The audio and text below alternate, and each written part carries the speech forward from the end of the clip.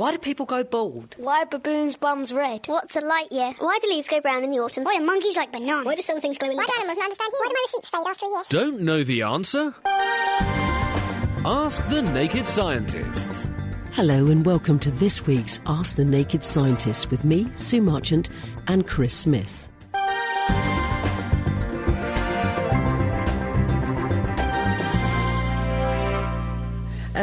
David has asked, why is peripheral vision more acute than direct vision? Well, I think what he means by more acute is probably you're more likely to notice something happening in your peripheral vision. What is peripheral vision? Well, peripheral vision is the outskirts of your vision. So you have your central vision, which is the part of your retina, in other words, that you use when you look at things. If you were staring at someone's face or you were reading a book or watching the television, you would use your central vision. And that's subserved by a part of the retina called the macula. And there are lots and lots of photoreceptors. These are the nerve cells that convert light into nerve signals the brain can understand. They're very, very dense in that part of the retina. And then as you get out towards the edges, the acuity of your vision, in other words, how accurately you can perceive detail, that drops away. But how accurately you can perceive movement and sudden flashes of light, for example, that increases enormously as you go towards the edge of the retina. And we know that's the case because people have done studies where they've stimulated various bits of the retina with spots of light and then recorded how the brain responds. And you can measure two things. You can see how sensitive the eye is to those spots of light, and you can also record how quickly the brain picks up on something changing. And you find that the retina is much faster at telling the brain about things in the periphery. And that's probably because if you're walking along with your attention focused on one thing, you need to know if there's that projectile or missile or something coming in that's about to hit you from the edge of your vision so that you can take avoiding action. And those nerve cells that send the signals very, very fast, there are a certain kind of what's called retinal ganglion cell, they're of the Y type, they go very fast. They are connected to the brain's motor circuits so that's why almost subconsciously, if something comes flying towards you, you can blink or duck or take avoiding action. And you just think, why did I do that? How did I know to do that? And it's because you have this very fast motor processing system using these peripheral retinal neurons. The downside is that there aren't that many of them, so that you can't tell very much detail with them, but you get an inkling that there's something going on that you need to pay attention to, and fast. Right, OK. Well, that's got our eyesight sorted out. Thank you for your question, David. Gerald has sent an email in. Hi, Sue. I would like to ask Dr. Chris about the quick-drying towels that are stored damp. The newer type are labelled microfiber, one body from a supermarket, which, when dry, remain soft and pack into their small plastic containers easily. An older one is made of a thicker material and, when dry, goes hard but will soften up again when wet. The instructions only state that they can be washed in a mild detergent, but by the next day it smells similar to a damp towel left overnight. They both work very well in drying off particularly long hair without the need for a hairdryer. Are these safe or a breeding ground for germs? Well, anything that picks up particles from the environment can be a breeding ground for germs unless it's also got some mechanism of being antibacterial, because most of the germs that you'll get in the environment are going to be bacteria, the kind that can grow. So what bacteria need to grow is they need warmth, they need water, they may or may not need oxygen, or they may need the absence of oxygen to grow, depends on what kinds of bacteria they are, but they also need some food. And bacteria are very resourceful and they can eat anything. Our bodies are a thriving hubbub, in fact a bacterial banquet going on all over us. There are more bacteria living on us and in us than there are cells making us. In fact, we're passengers in our own body to the extent that there are about 50 times as many bacteria cells living on us and in us than there are cells in us. So in that respect, bacteria can thrive almost anywhere, living off bits of us, off bits of food that we drop, off bits of food that other animals drop, just off things in the environment. So if you run a cloth around a kitchen surface, you'll pick up lots of bacteria. You'll also pick up lots of things that they can live on, including a bit of dampness and some food. And if you then leave that somewhere where the bacteria can undisturbed flourish, they will increase their numbers. And bacteria grow very, very fast. There's a famous poster which is being used to promote careful hand washing and infection control in hospitals, and it says things like E. coli 0 to 60 million in 60 seconds. It's not quite that fast, but bacteria do grow very, very rapidly. They can double their numbers every 20 minutes or so they don't take much to get their numbers up. And so if you have a surface which doesn't have antibacterial properties built in, and by that we mean something that can kill bacteria or disable them, then they will increase in their numbers if they've got those conditions. Now, I don't know what the particular type of cloth that's being referred to here is. But it doesn't sound to me, if it's getting smelly, it doesn't sound to me like it's very good at suppressing microbes, because those smells are usually because various chemicals are being modified by bacteria, which in the course of eating them, it's a bit like you having a big dinner and then doing a belch that smells. This is what these bacteria are doing. They're breaking down things in the environment and they're turning them into other chemicals that you can smell. Yeah. Microfiber is what Gerald has said. They're labelled microfiber, which could be anything, really, couldn't it? Yeah, they're pretty good at... I mean, these are used industrially to clean surfaces, and they're pretty good at picking things up. But then you've got to make sure you clean them afterwards, because once they've picked all those things up, they're all sequestered in the microfiber of the cloth, but then they'll just sit there. So you've got to make sure you clean those things off and sterilise them in order to make them safe. Right, Gerald, I hope that's answered your question. And we've got Tony on the line for you, Chris. Hello. Oh, hi, Tony. Hello, Doctor. What I was going to ask you was this. Do weather conditions affect things like arthritis pain and, joint pain and so on? And if so, why? I think, Tony, that people have looked at this, and the answer is that they do make a difference, but largely because of the temperature. Because what we know about joint disorders is that things like osteoarthritis, or more correctly osteoarthrosis, which is the condition that I think 100% of people over the age of 60 have got some of. It's very, very common. This is just where joints wear out, basically, because of wear and tear. Yeah. They tend to present with joints which are stiffer and harder to get going in the morning, and as the day goes on, things tend to ease up a little bit, but as you do more and more and more, then they get painful again as the day goes on. So, in other words, if you have a nice warm morning, then it tends to be less stiff, but that might encourage people to do more, so they get more stiff towards the end of the day as well. So it swings and roundabouts, but the bottom line is that in cold weather, people with joint trouble tend to find that their joints are stiffer and harder to get going to start with, but the more you do, the stiffer they get as well. That's even in the summer. So in the summer, people tend to find that things get easier, but then if they're more active, this makes the joints get more sore, so you then find that you also get stiffer again. So it's difficult to say that it's definitely down to one thing or the other, but what we do definitely know for sure is that cold weather aggravates the problem initially, but once you get going, it tends to be a bit better. And the more active you are, the more sore your joints will be. Right. The actual ball joint gets out of shape. Is that... Well, if you look at a joint that's got arthritis, what's actually happening are a number of things. You get what's called sclerosis, and this is where the surface of the joint, either side of the joint, gets calcified. And if you look on an X-ray, it looks very white and has a sort of flare to it.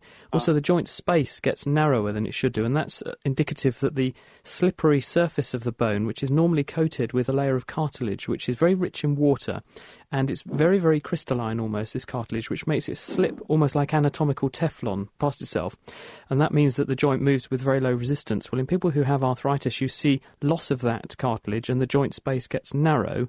You can also see what are called osteophytes around some joints, and this is where, for some reason, you get the laying down of new bony tissue around the margins of the joint. So if you go to the edge of the joint, you might find that the edges of the bone have these little extensions of bone, these wings of bone sticking off. And why they're important is that they can restrict the movement of the joint so that instead of being able to move through, say, 90 degrees, it can only do 70 degrees. So that's why people get a loss of a range of movement.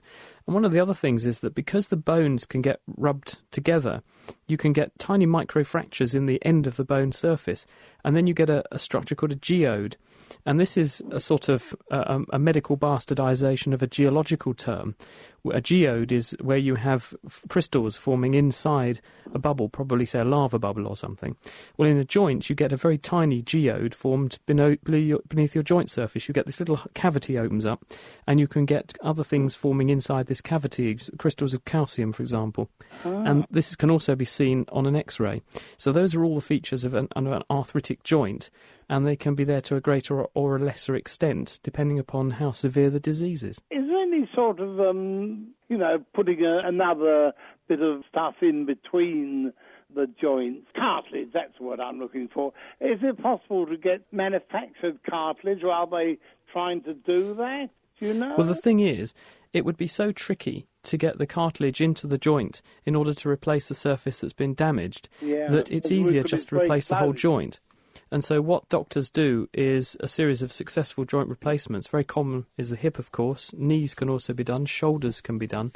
And also some of the hand joints, the knuckle joints, can also be replaced. And these are effectively not quite replicas, but they're based on the same mechanical principles of how the joint works. So if you look at a hip replacement, for example, the way that's constructed is that you have a shaft which goes down inside the bone, the leg bone, inside the femur, and this comes up to a small metal ball at the top, which inserts into a special plastic receptacle, which you put into the hip bone. And so the two plug together just like a ball and socket that you would normally have there, except that it's a metal and a plastic device. And the result of that is, of course, you're not using your own tissue anymore.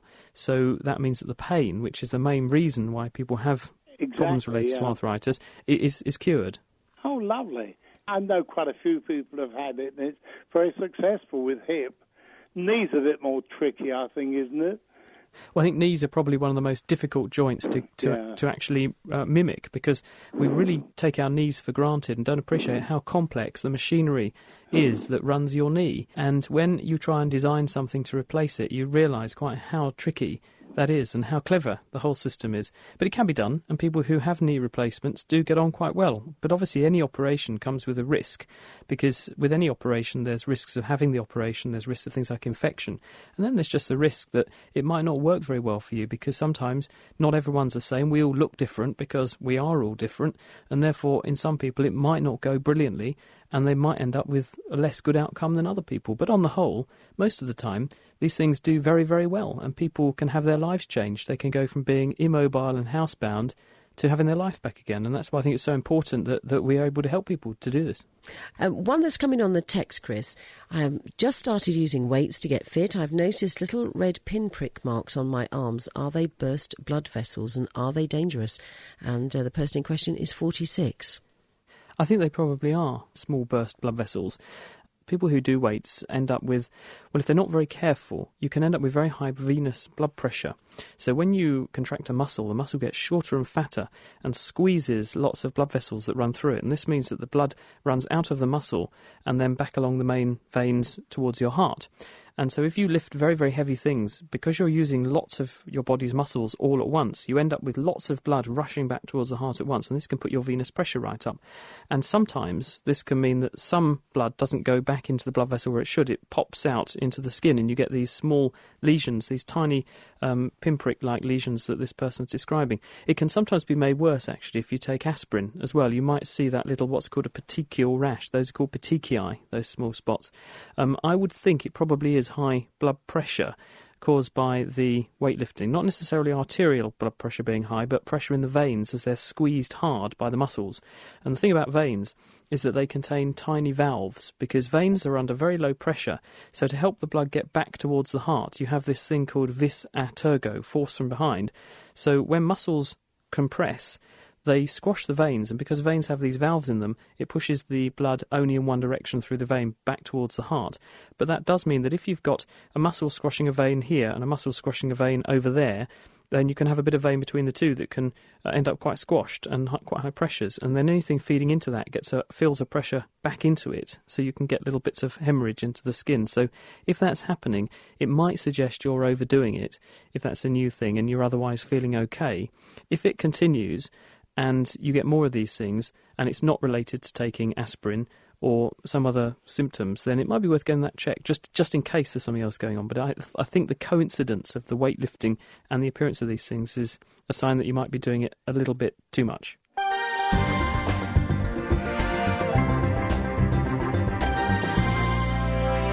Now, Colin is in Suffolk, and he said 3 years ago he had some swallows make a nest in the eaves of his workshop, and for the following 3 years he'd had swallows nesting there. Is it possible that they're all from the same family of swallows? Well, it could be, because swallows are interesting. They're monogamous, so they'll pair up, one male and female swallow pair, and they hang around together for their life. So it could be that because birds have an excellent memory, when they do their migration, they'll head for the same places again and again and again, and they remember where the good environments are and where the good places to go to get the best food and the best nesting sites. They remember that. So the chances are it could be, and that having found a really good place to nest, they just make for it each year. It's possible. Yeah, it's like having a cottage in the country, really, I suppose, isn't it? I suppose so. I don't think people really appreciate quite how clever birds are. I mean, they can fly thousands of miles. In the case of things like swallows, they go from the southern hemisphere up to the northern hemisphere. Yeah. And they can do that every year, and they can arrive after journeys of thousands of miles faultlessly, which is an amazing feat of navigation for something as small as a small bird, which doesn't have a map. It doesn't have any guidance cues necessarily. It's flying over terrain which will change seasonally, and it still manages to find its way. And scientists are beginning to think now that birds can see the Earth's magnetic field, and this might be what's guiding them from one place to another. There's a couple of researchers at Oxford University about 2 or 3 weeks ago. Peter Hoare is the guy who led this bit of research, and they invented a molecule, and they found that this molecule could respond to the Earth's magnetic field. And the Earth's magnetic field is about 50 times weaker than a fridge magnet, so it's not strong. And their argument was, if this molecule can change the way it behaves in a magnetic field, it's possible, because it's chemically a bit similar to some of the molecules that you find in the retina.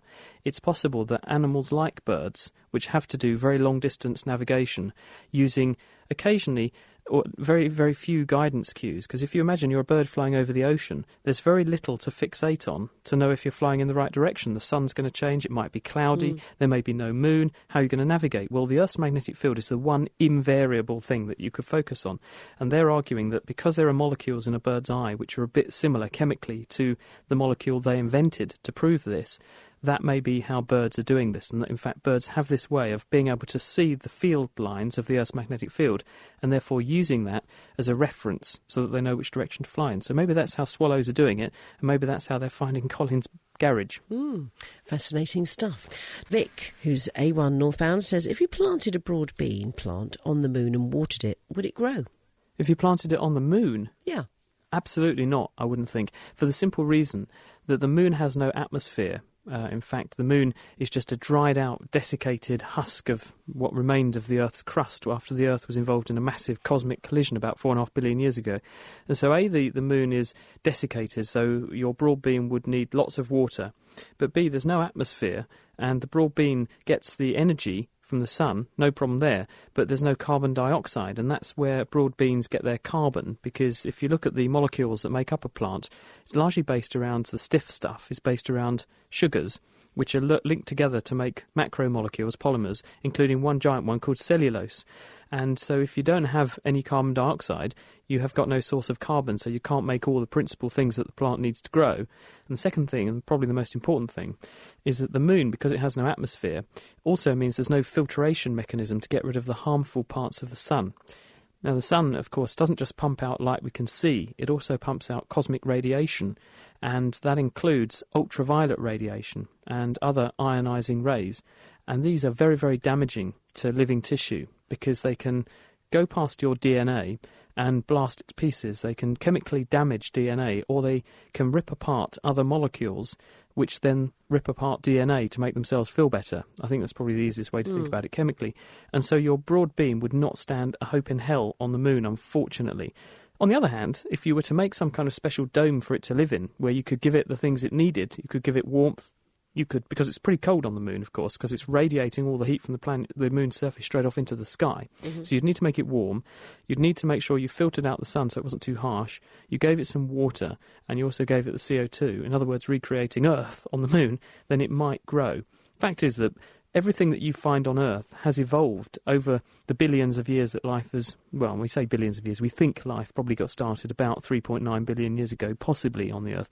But everything you find on Earth has evolved to survive on Earth, and therefore it's got used to the conditions which we find on Earth, and therefore it would not necessarily do very well if you took it to a different environment. People who want to take plants to Mars, for example, scientists are looking at this question.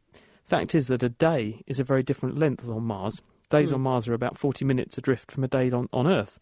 And this means that plants would get perpetually jet-lagged, because just like us, plants have a body clock, and they get used to a certain cycle of day and night. And if they're not adapted to that, then the plant doesn't grow very well. And so scientists are actually looking at this issue, because if scientists want and people want to take plants on space journeys, then they're going to have to adapt the plant to these different conditions. And one of them is getting the plant used to different lengths of day. Once again, absolutely fascinating stuff. David has asked, why is it difficult to stand on one leg when your eyes are closed? Further to this, do blind people have difficulty standing on one leg? Well, they can do, although people who lack a sense generally find that their other senses can become much more acute to compensate, so they learn various strategies to get around the problem. When you and I are wandering around and we're lucky enough to be able to see everything that's going on, you learn to rely on your vision, and also you integrate what your eyes are telling you with what your balance organs, your vestibular system is telling you, and all that is compared with what other sensors around your body, including pressure sensors in the soles of your feet, stretch receptors in your muscles, stretch receptors in your tendons and your joints, and this is all compared in the brain, and it uses this information coming in to work out what you're doing at any given moment in time.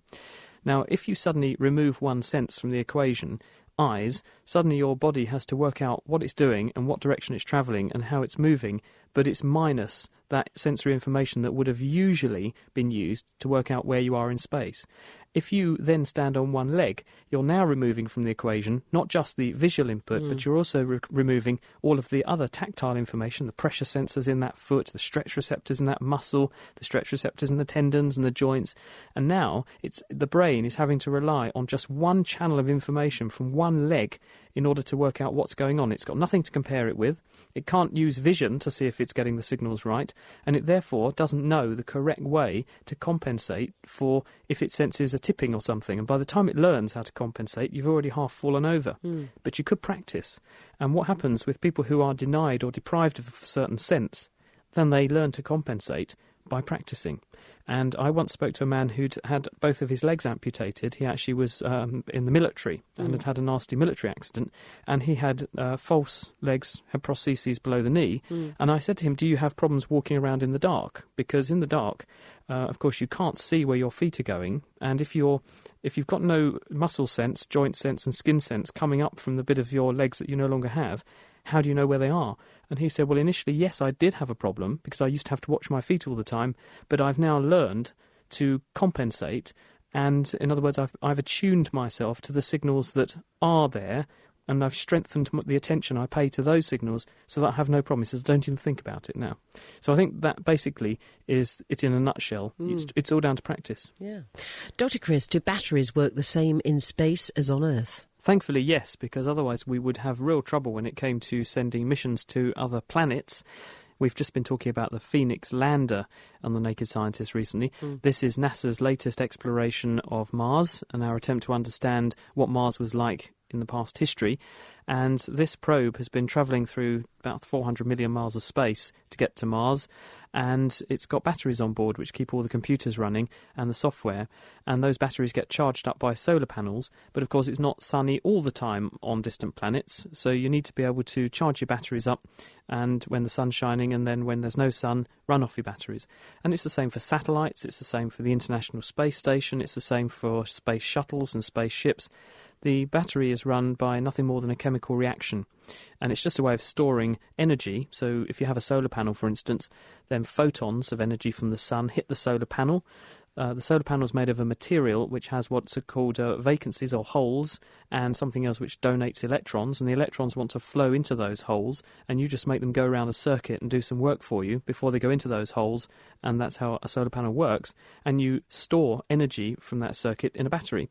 So in the battery you've got two chemicals that want to react with each other, and they can either react and make product X, or product X can break apart and make two other products, and that reaction is reversible in a rechargeable battery. And so you push the reaction in one direction by putting energy into the battery, and then when you want to get your energy back out, you reverse the chemical reaction and the energy comes back out again. So chemistry works the same wherever you are in the universe, because we think that the universe is made of just about the same number of building blocks wherever you are. These are the elements. And so the same chemistry should work here on the moon, and even in different solar systems and different galaxies. So batteries, thankfully, yes, should work the same in space. There are some physical constraints, though, which is that some batteries have a liquid in them, such as a car battery, and this relies on being the right way up, so the liquid can't come out, and it keeps the lead plates, immersed. If you were to take that into space, then it's weightless. It would experience weightlessness, so there's a problem potentially with the fluid not completely covering the plates. So that's why the batteries that they use tend to be sealed cell-type batteries, the kind of thing you'd put in a laptop, a lithium-ion battery, for example, where you don't have a physical fluid flowing around inside the battery. But to all other intents and purposes, the chemistry is the same, so they ought to work. Right, Trucker Gaz is a lorry driver, and his mate can go slightly faster than him last night, and he hadn't adjusted his limiter, but he wonders, could it be the fact that having new tyres help a vehicle go ever so slightly faster? I think it probably could. There are a number of things that will affect the speed of a vehicle. What governs that? Well, apart from having a limiter on your engine, you need an engine to push a car or a lorry or a van or a train along, because all the time that it's moving, it's losing some of its energy, its kinetic energy, which is the energy of movement, to the environment. It's giving energy as sound, it's giving energy to the atoms and molecules in the air as increased kinetic energy of those molecules, in other words, heat, so that's air resistance. So it's losing energy all the time, and the engine has to replace that energy to keep it moving at a constant speed. Well, if you imagine that the engine's putting in X amount of push, and you're losing a certain amount to the environment, if you minimise losses to the environment, then you can get more speed for the same amount of push. So if you've got new tyres and they're properly pumped up, then you will go at a much better speed because you'll be burning less fuel to make your car go along than if you're going along with flat tyres. You can probably save, I think, something like 13 or 14% on your fuel bills if you pump your tyres up correctly. People driving around with flat tyres waste enormous amounts of fuel because the tyres are flexing more than they should as they're turning, and instead of going around as a nice even circle, you're going around on this thing which has got a flat bottom and a curved top, and that's your wheel. So you're putting a lot of energy into bending the rubber in and out rather than the wheel going around smoothly. So yes, I think probably properly inflated tyres, which a new tyre, if it's been fitted professionally, should be, could make a difference.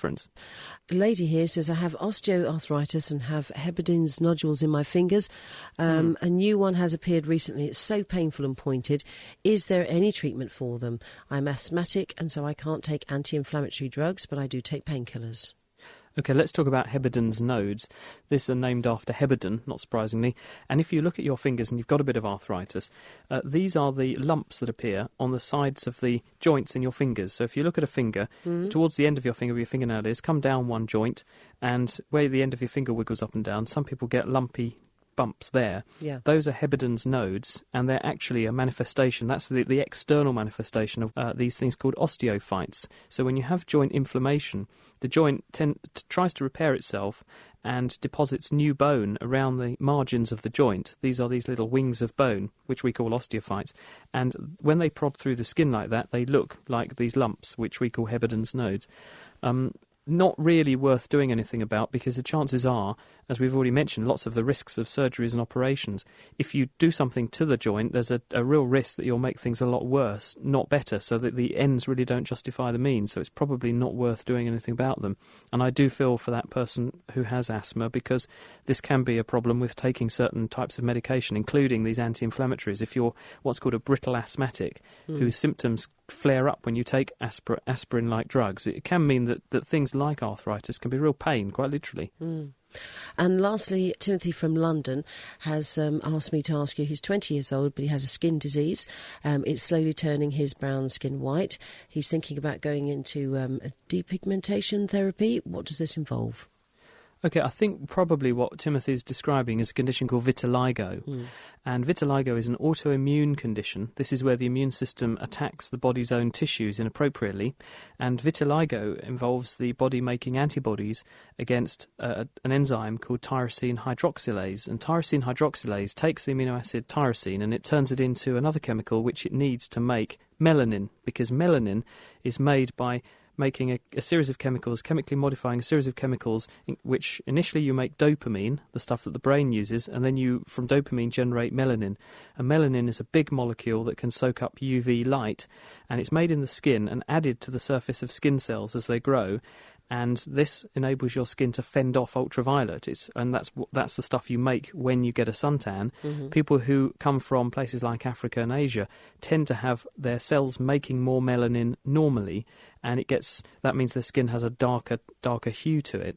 If you have this autoimmune disease and the immune system comes in, for reasons about which we're not really clear, it attacks in patches, and so you'll get a patch of skin where you get no ability to make pigment.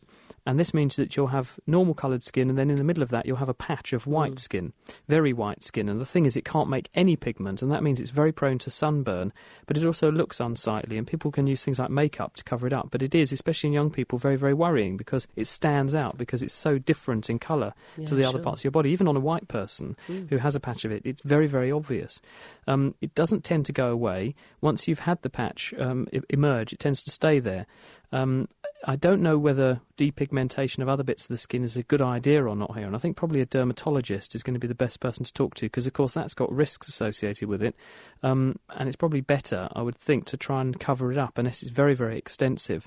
But obviously, without seeing it, I couldn't give any better advice. But a dermatologist who you could be referred to from a GP probably could give some better advice. That's it for this week. Our doctors will be back with me next week for more Ask the Naked Scientist. But don't forget, you can also catch them on the Naked Scientist podcast, which you can find on the Naked Scientist website, www.nakedscientist.com. The Naked Scientists are sponsored by the Wellcome Trust, the EPSRC and UK Fast. For more information, look us up online at nakedscientists.com.